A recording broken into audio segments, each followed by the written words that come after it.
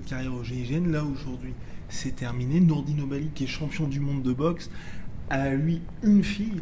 Et il dit, pour moi, c'est le job le plus compliqué au monde. Est-ce que vous pouvez confirmer ça, finalement, qu'aujourd'hui, il y a énormément de challenges aussi dans la vie, finalement, hors, on va dire, hors GIGN, et que la vie de tous les jours peut aussi son lot de challenges, finalement, et de difficultés? Ah mais moi, je peux sortir les mouchoirs, hein, je vais pas vous faire pleurer, hein, mais j'ai été opéré 2 fois des cervicales. En 2017, on m'annonce, déjà en 2010, on m'annonce que c'est terminé, j'arrive à reprendre.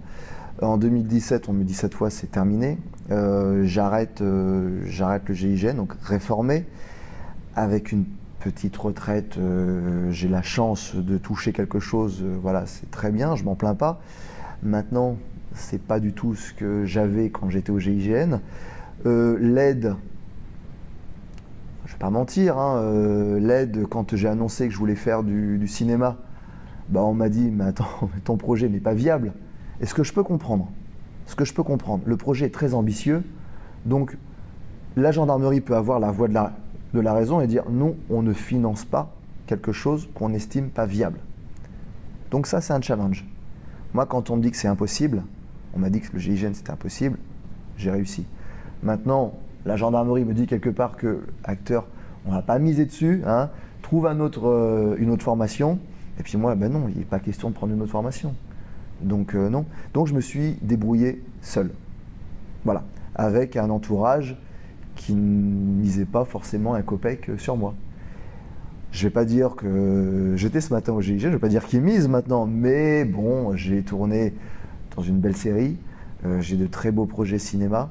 Donc, mais c'est extrêmement dur. Je ne fais pas du cinéma parce que j'ai été au GIGN. Si je fais du cinéma, c'est parce que quelque part, je suis fait peut-être pour ça, jusqu'à présent.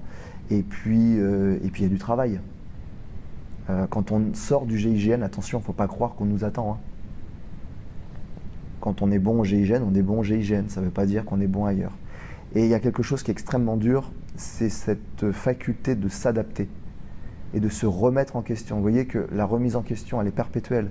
Quand on quitte le GIGN, on est quoi dans le civil? Je veux dire, moi, les qualités que j'avais au GIGN, le savoir-faire que j'avais au GIGN, comment on l'applique dans une entreprise? C'est compliqué.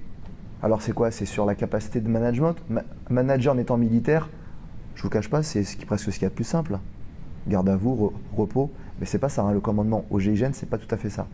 Donc, c'est pour ça que certains GIGN qui ont des officiers, je vais parler par exemple, qui ont managé un peu, qui ont réussi à tenir des tempéraments forts, derrière ils peuvent s'en sortir.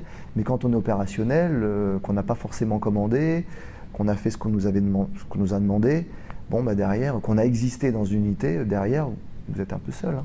Et pour vous, s'il n'y avait pas eu cette passion pour finalement être acteur depuis le début, ça aurait été beaucoup plus compliqué? L'après-GIGN? Je serais resté dans la sécurité.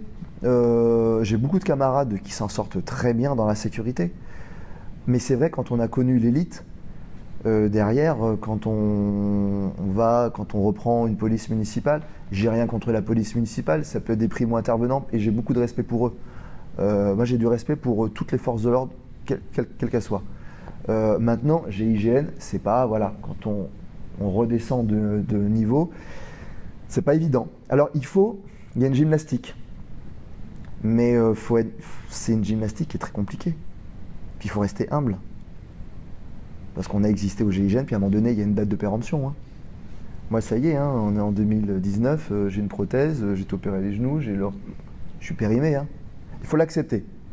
Je l'accepte complètement et je me dirais même que j'en tire une fierté. Alors ça après c'est peut-être moi, hein, pour essayer de garder la face. Mais je tire une fierté de mes blessures parce qu'en fait, j'ai été jusqu'au bout de mon engagement. C'était utile. Voilà.